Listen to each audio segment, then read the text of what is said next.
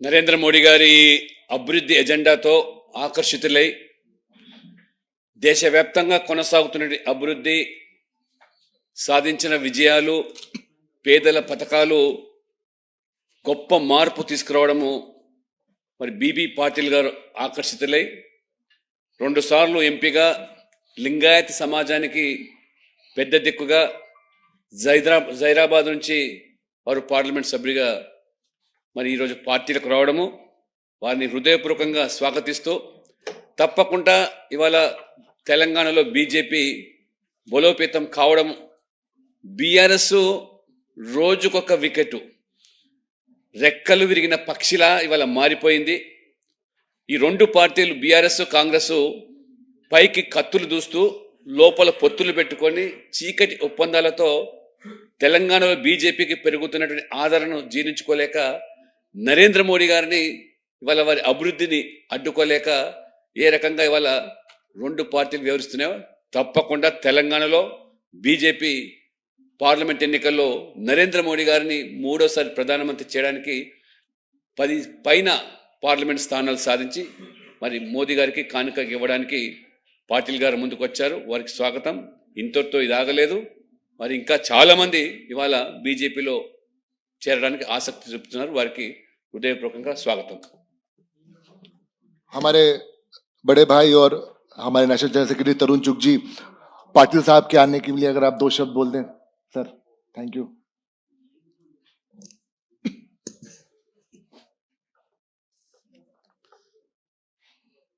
तेलंगाना के बहुत वरिष्ठ नेता, 2 बार के सांसद, बीआरएस पार्टी के पहली पंक्ति के नेता बीबी पाटिल जी,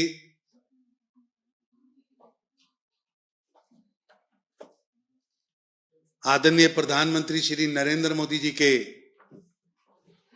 10 वर्षों में किए हुए गरीब कल्याण के कार्यों को और पूरे विश्व के अंदर भारत की बढ़ती हुई चमक व दमक को देखकर, देश की उन्नति व तरक्की को देखकर उन्होंने ये फैसला किया कि वो भारतीय जनता पार्टी में शामिल हो रहे हैं. उन्हें आज हमने सदस्यता दी है. मैं उनका स्वागत करता हूं और भारतीय जनता पार्टी के राष्ट्रीय अध्यक्ष जेपी नड्डा जी की ओर से भी उनका स्वागत करता हूं. इसके तुरंत बाद वो आदरणीय नड्डा जी से आशीर्वाद लेने के लिए भी जाने वाले हैं. मित्रों, तेलंगाना के अंदर पिछले 3 सालों में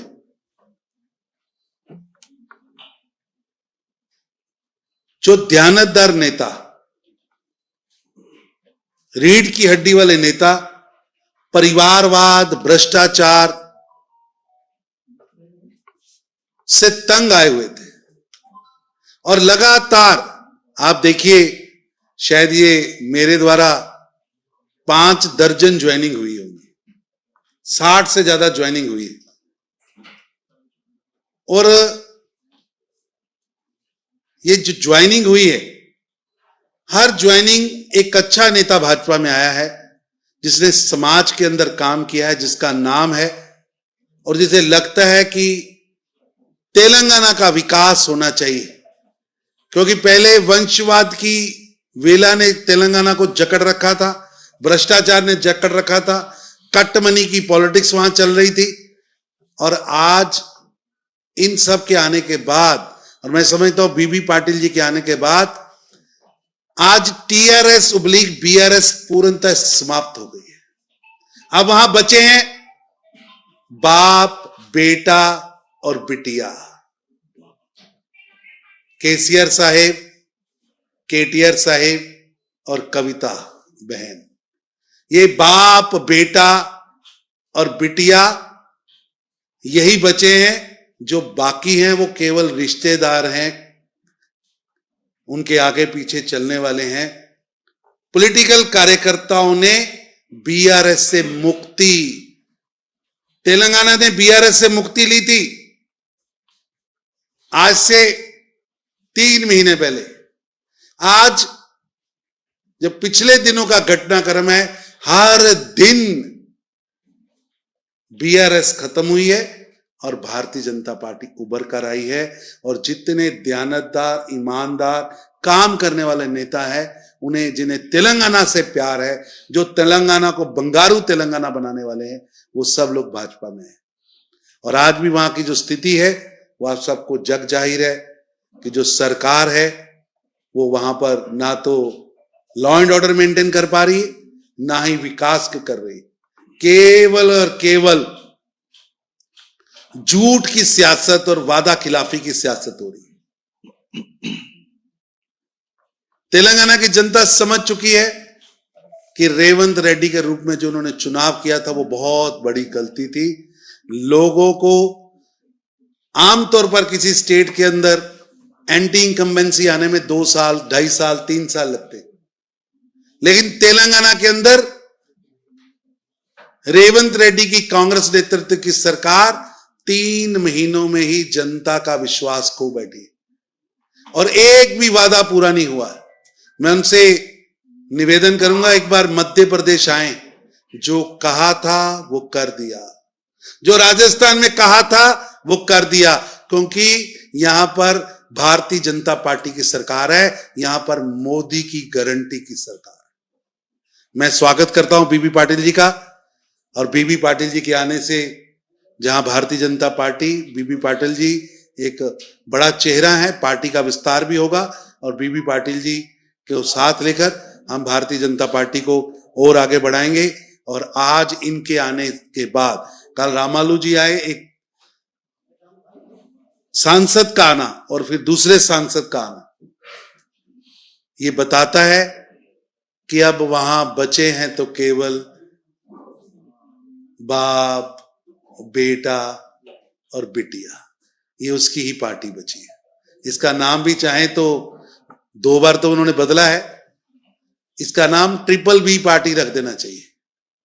बाप, बेटा और बिटिया की पार्टी बनी है। मैं इनका एक बार फिर भारतीय जनता पार्टी के राष्ट्रीय अध्यक्ष जेपी नड्डा जी की ओर से हार्दिक स्वागत करता हूं। I shall now kindly request Honorable Union Minister Rajiv Chandrasekhar ji to speak and welcome Bhimrao Basantrao Patil ji. Sir. On behalf of all my colleagues, Karyakartas in BJP nationally and as well as in the Telangana unit, I welcome Shri B.B. Patil ji into our fold as a fellow Karyakarta, as a fellow leader, and wish him the very best. His vote of confidence in the leadership of Prime Minister Narendra Modi ji is increasingly a vote of confidence that leaders and Karyakartas and voters across the spectrum of states across the country are endorsing. And I certainly don't want to say very much more, excepting I wish him the very best. I wish him a very, very successful career in public service and in serving the people of Telangana under the leadership of Prime Minister Narendra Modi ji. Thank you. Thank you. एक इनको बोलने के बाद आखिर में कराएंगे, पक्का कराएंगे sir. Now I'll request Patil ji to say a few words, sir. Welcome to the party, sir. पिछले 10 साल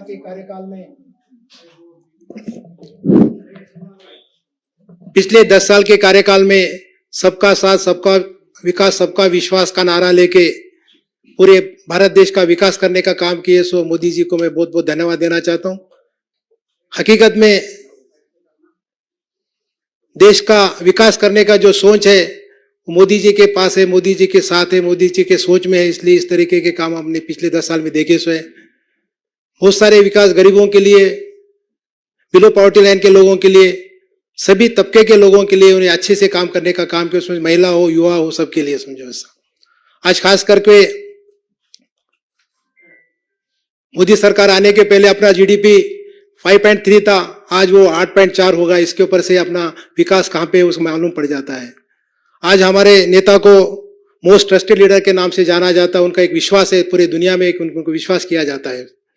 आत्मनिर्भर भारत, इंडिपेंडेंट भारत बनाने में उनका बहुत बड़ा योगदान है। डेफिनेटली सभी लोगों को रोजगार देने के लिए, सभी अलग अलग योजना के साथ सब जोड़ने के लिए उन्होंने बहुत सारा काम किया। सो खास करके महिलाओं के लिए आज कल परसों हमने देखे करोड़ों लोगों को करोड़पति बनाने के लिए उन्हें बड़े बड़े स्कीम्स लेके आके महिलाओं को एक प्रोत्साहित करने का भी काम किया है। उसी तरीके से पिछले 10 साल के कार्यकाल में सभी राज्यों के लिए विकास के लिए किस तरीके से काम करना चाहिए वो भी सब सोच के विकास के लिए काम करने का भी काम किया है।